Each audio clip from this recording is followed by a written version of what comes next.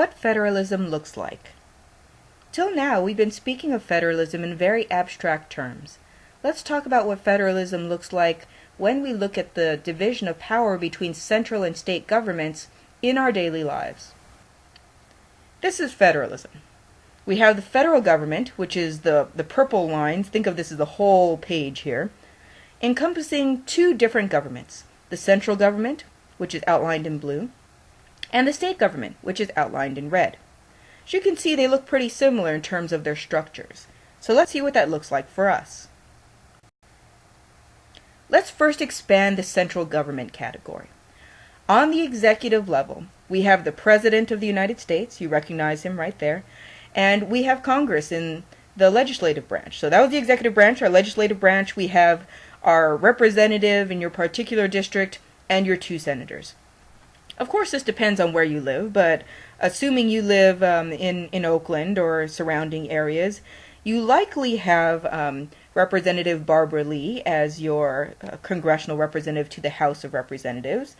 And then we have Dianne Feinstein here and Barbara Boxer as our current senators to the Senate of the United States.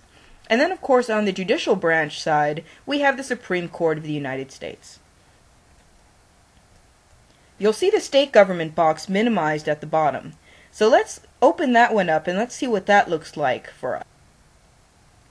At the state government level, we also have an executive, a legislative, and a judicial branch. At our executive level, we have the governor. Here in California, it's currently Jerry Brown. And in the state legislative level, we have 2 branches. Just like Congress at the central government level has the House of Representatives and the Senate, in the California legislature, there are also 2 branches. There is the Senate and the Assembly. The Senate serves a smaller area than the Assembly does. For every Senate district, there are roughly 2 Assembly districts. So there are 40 Senate districts versus 80 Assembly districts in California. So I looked up my address, and this might be true for you, might not. My state senator is Lonnie Hancock, and my state assemblywoman is Nancy Skinner. And I'll show you how to look those up in a minute. At the state court level, you know that we have the trial courts, the courts of appeal, and the Supreme Court. So there are the 3 levels which happen within the state court system.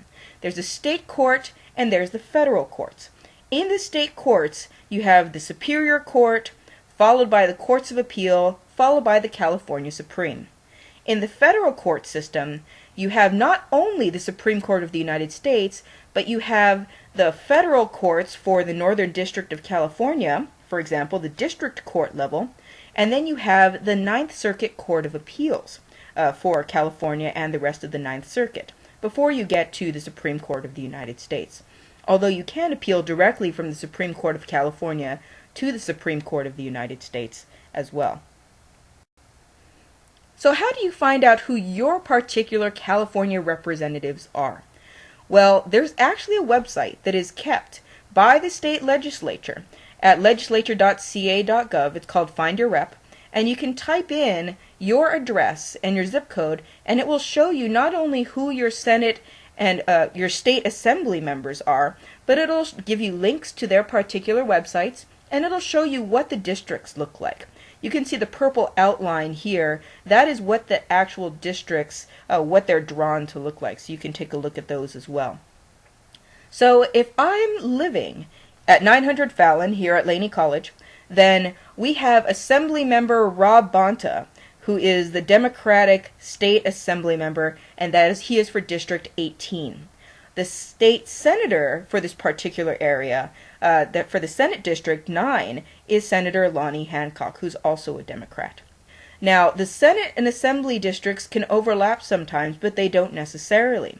So as you can see, if I lived at 900 Fallon, then I have Assembly Member Rob Bonta and Lonnie Hancock. However, in the previous slide that we looked at, where we're looking at where I live in Albany, I also had Lonnie Hancock, but my assembly member was somebody different. It was Nancy Skinner. And that's because of these district lines which are drawn, and As you can see, the purple borders here, Albany falls outside of Assemblymember Rob Bonta's district. And so my assembly member would be different, but our state senator would be the same. Now let's expand the state government even a little bit further. Underneath it, we can actually look at the municipal and local government level. So even underneath the state government, there's still yet another layer where we can look at executive, legislative, and judiciary branches working at an even smaller level. For example, in the city of Oakland, our executive is the mayor, Gene Kwan. So same idea as having the mayor and then the governor at the state level and then the president at the central government level.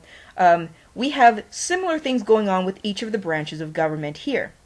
In the city council, that's our legislative branch in Oakland. And so these are the city council members who are currently sitting. And then in the judicial branch, we actually used to have something called municipal courts. They were combined with the state courts through a proposition. But you can look at the Superior Court, which is a state government, part of the state government layer, having municipal branches. And so the Oakland branch of the Superior Court, for example, would be here, even though it doesn't operate independently of the state government branch. So that part, the courts operate a little bit differently, but in terms of the mayor versus the governors, the city council versus the state assembly and the state senate, you can see the parallels there between the state government and the central government. So this is what this looks like. Really, you're looking at the executive branch and the president, the governor, and the mayors. And this is for most cities. So even if you don't live in Oakland, if you live in Berkeley, there's a mayor of Berkeley. If you live in El Cerrito, there's a mayor of El Cerrito, for example. But we all share the same governor. If we all live in California, of course, another state is going to have another governor. But we all share the same president, no matter what state you're in. For the legislative branch, there's Congress, which is made up of the House of Representatives and the Senate. And that goes, because that's at the central government layer, they are over all of the states. And then we have the state government layer, which has the state legislature with the Assembly and the Senate in California. And different states are going to do this differently. Some states only have a unicameral legislature, others have bicameral legislatures.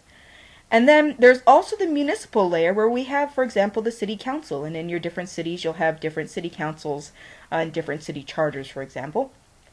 And then for the judiciary, we already talked about the municipal courts being part now of the state court system.